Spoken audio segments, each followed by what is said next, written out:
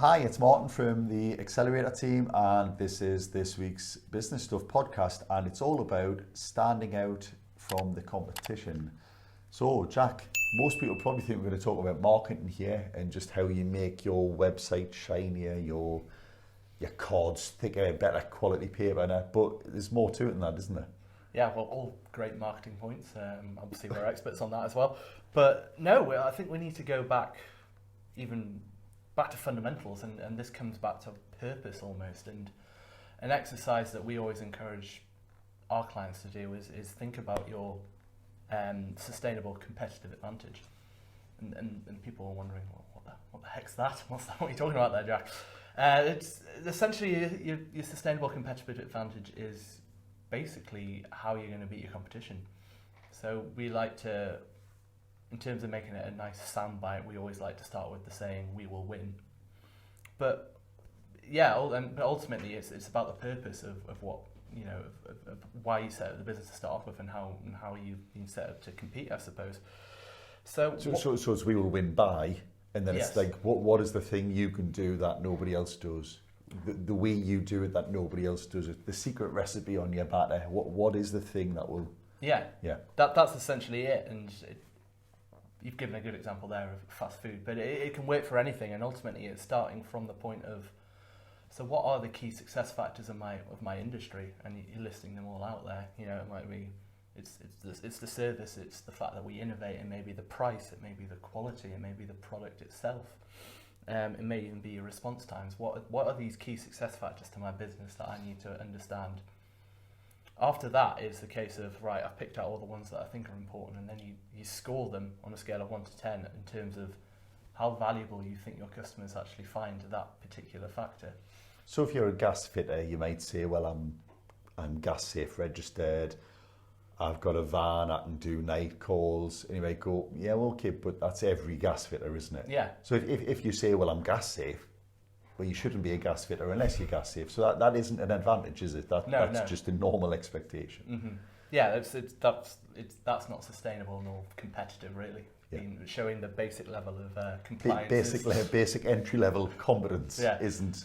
But put it on its head. But people often do that, though. They say, well, but we're reliable and we've got good products. Well, that's the default is you should have those things, isn't it? So it's more than that, isn't it? Yeah, and those things only become valid if they are actually your sustainable competitive advantage. If you're going to say, I guarantee to get to a customer within 15 minutes of them calling me, yeah, great, because I can't imagine everyone else out there is going to be able to do that, but it's also probably quite a difficult thing if you're trying to service the entire northeast. Just simply can't do it as well. Yeah. So it's got to be realistic, hasn't it? Mm-hmm. And it doesn't have to be. So it could be you're the only person with a particular product, for instance.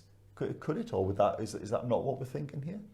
It can be, yeah. I mean, if you've got intellectual property which protects your specific product, then that is a competitive advantage. The question on whether it's sustainable, this obviously depends on how long that intellectual property lasts. Yeah, if you're the only one with a grass cutter that'll do a certain thing, innovation amongst competitors will eventually wear out that they'll advantage, won't it? They'll have their own version soon. Mm-hmm. Yeah, that's pretty much it. So it's not as straightforward as you'd like to think. You'd like to think, well, I'm sure everyone would say that they know their industry very well, any business owner, but putting the slight kind of slant on it in terms of, well, yeah, but let's think about that within the lens of sustainable competitiveness, across the lifetime of the business almost. So, I mean, after you've looked at what you think the valuable to the customer, it's then thinking about, okay, how can we compete against our competitors and against these specific factors? Because if you think about it, again, if we go back to the gas fitter example, and you trying to go, well, I think that response times are particularly important, but I'm a man in a van. Again, it's maybe British Gas who have got, well, I don't know how many vans they've got, but they've got quite a few. It's going to be quite difficult for you to compete against that. That can't be your advantage, can it? Yeah, it's something that you need to consider. That's generally step 2. And the final step in this kind of exercise is kind of looking at the internal impact of that factor. And what I mean by internal factor is kind of what the effect it would have on you internally and within your business. So if you've got members of staff, like how would this affect my team by kind of focusing on this particular factor? Because if you're going to make some kind of guarantee or give a warranty that your competitors aren't, or you're going to deliver a product in an unusual way, all of those things might have an economic impact. You might be the only one that does it, but if nobody wants it or you can't deliver it economically, it doesn't matter, does it? Pretty much. Might be the only gas fitter with a monkey in his van. But if people don't want monkeys on site when you're fitting boilers, it's of no competitive advantage, is it? Note to self. Write that one down. Cancel the monkey order. But yeah, it's got to be something people want and value within your service line, is it? Because you see a lot of gimmicks in the past, haven't you? You know, when I was growing up, every cereal seemed to have a little, awful plastic toy in, which at the time seemed cool, but you looked at it once, literally left it on the table, and your mother probably threw it in the bin before she cleared the dishes away. Yeah, I think so. So it's got to be something that actually has an appeal and value as well, isn't it? Yeah, and in terms on the internal impact, I suppose a good example of that is like you wanting to focus solely on innovation. Maybe you've got a factory, but you've got members of staff that are focused, just holding the wolves at bay in terms of the amount of orders you're processing. They haven't got enough time to be, oh, by the way, now you need to go off, by the way, and work out what the next big thing's going to be. We need a new feature that nobody else has got. Yeah, well, we all do, but who's going to come up with it? Yeah, I haven't got time to do that. I'm too busy pulling orders for you. Too busy boxing orders up to ship out. Yeah, exactly. Yeah.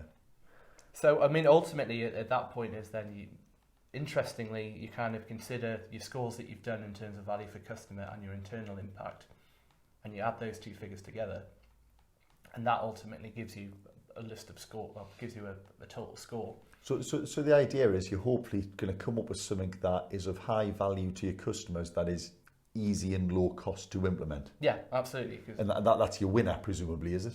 Yeah, because as I said, ability to compete is obviously something you need to consider and put some kind of score against, but it shouldn't contribute to what your sustainable competitive advantage is. Again, the example that we used with the gas fitter, it's like, well, what's the point in focusing on response times if we've got no chance of actually competing with the likes of British Gas? I mean, I'm sure people would absolutely love a 15-minute guarantee, but the upscaling in, like, you do like basically 300 people sitting in vans doing nothing for 23.5 hours of the day. Yeah. Unless you're charging like £1,000 to turn up on a call, it's just not going to work, is it? And then, it's unlikely that the customer will probably hit diminishing returns on value if they go, brilliant, you were here in 15 minutes, but you're charging me 1,500 quid when I could have waited half a day and been paid 200 quid. Absolutely, yes. Okay, then. So let's just assume, because there'll be people out there saying, but I just do the same as everybody else. There must be ways where they can go, well, yeah, you kind of are the same business, you're the same headline, but there's always like a little niche or a quirk, isn't there? And this reminds me, I don't know if we've talked about it before on the podcast, but there's a great book called Oversubscribed that talks about don't just compete in the market, create your own market. So there are personal trainers that charge 40 grand a year and take on no more than 8 customers. Or you could compete for your 30 quid an hour hourly rate or whatever and try and fill your hours. They've just created their own market and they are then known for that. I suppose that's another way, but you don't necessarily have to have a sustainable competitive advantage to be able to do that. That's more to do with how you position yourself in marketing, is it? Yeah, it's almost communicating your value to people. And I've heard you talking about this personal trainer example, and it's fascinating because he did start his career as I just need to get as many appointments done as to start off as possible, and I didn't care, I'll pay 30 quid, get up at 5 a.m. and meet you in Richmond Park. And But then somebody turns around and goes, well, there is a different way of doing it, and it's completely revolutionary. It might just be that people haven't thought about it, probably because they're busy doing 40 to 50 hours of exactly the same as everybody else. You just need to have the time to think and lift your head and see what else there is. Yeah, absolutely. Yeah. Okay, so let's say we've got a competitive advantage and we know it. The next challenge is you've got to get your customers to know it, haven't you?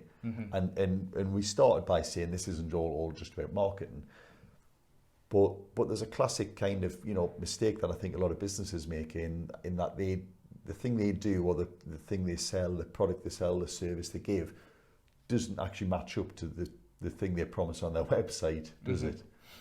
Everyone's seen the pictures on the menus of takeouts of these unbelievable burgers, and you get it, and it's never quite the same burger, is it? No. So you've got to make sure your marketing follows, haven't you? You've got to make sure that your messaging ties in with what you say you're going to be doing.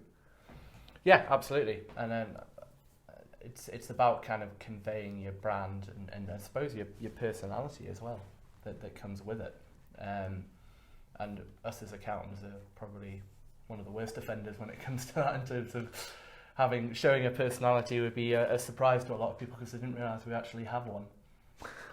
But I suppose in fact we were looking at a guy on LinkedIn, weren't we, last week about he's won £170,000 worth of work and he just does little TikTok videos.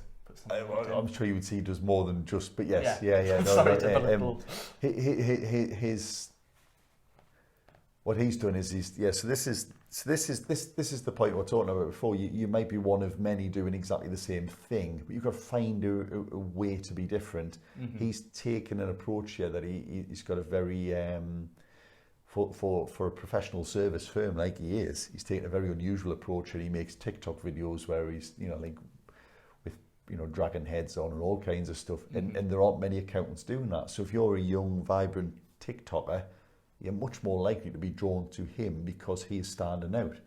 Because he might not be able to do his accountancy any different to anyone else, but that's his way of standing out, isn't it? I'm sure you would argue he delivers a better service and all of those things as well, but he's chosen a very distinct way, and he's been very bold there because he's saying, well, I could try and appeal to everyone, but then I would be as no more exciting than anybody else who tries to appeal to everyone. So he's took a very different approach. And that's the assumption, isn't it? The long-held assumption is that, well, if I keep it bland and generic, then I appeal to more people. But that's almost, we don't want that, do we? We want to have, you want to, in order to get the advocates, you've got to show some personality. And the flip side of that is you're going to have people that love you, but you're also going to have people that hate you. Yeah, I can't remember the book now, but I read a great book years ago now. I can't remember if it's called something like Purple Cow, or I might be mixing the books. And it was about standing out. And it makes the very distinct point that if everyone say, Jack, he's all right, but doesn't sell anything, does it? Yeah. What you need some people to go, just can't stand Jack. Oh, I'll never see him again.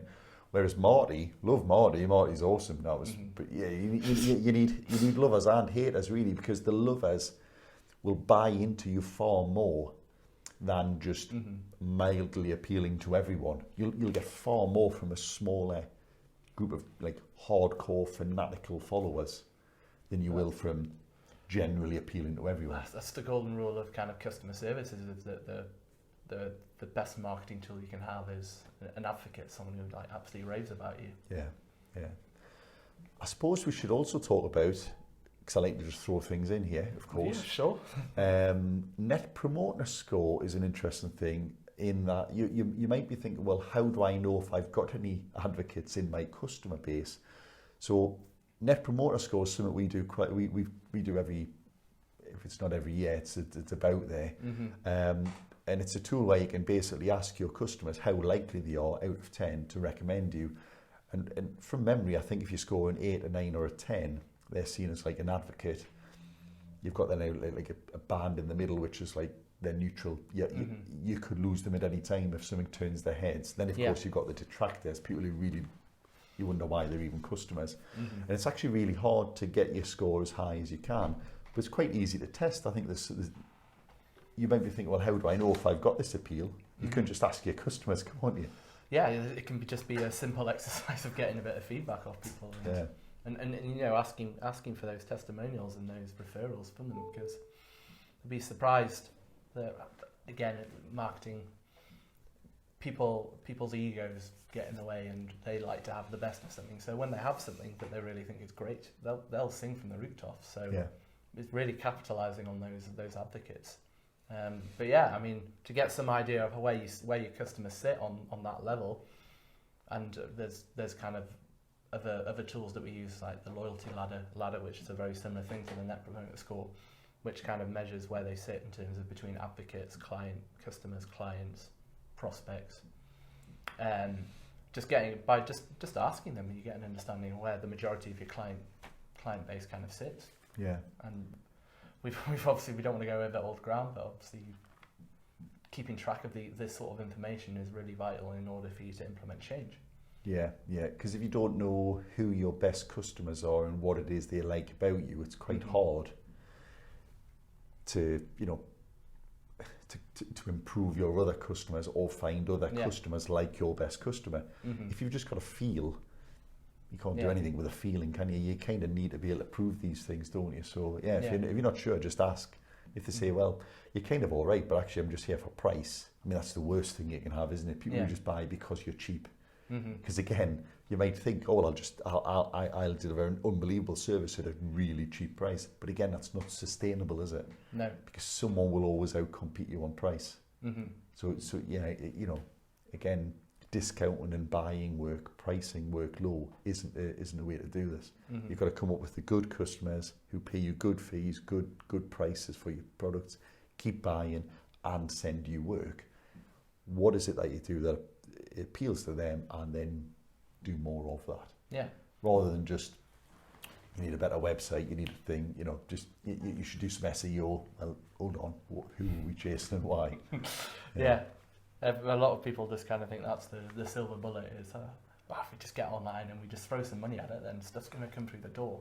Yeah. But it's not always the case. It has to be targeted. It has to be well thought out.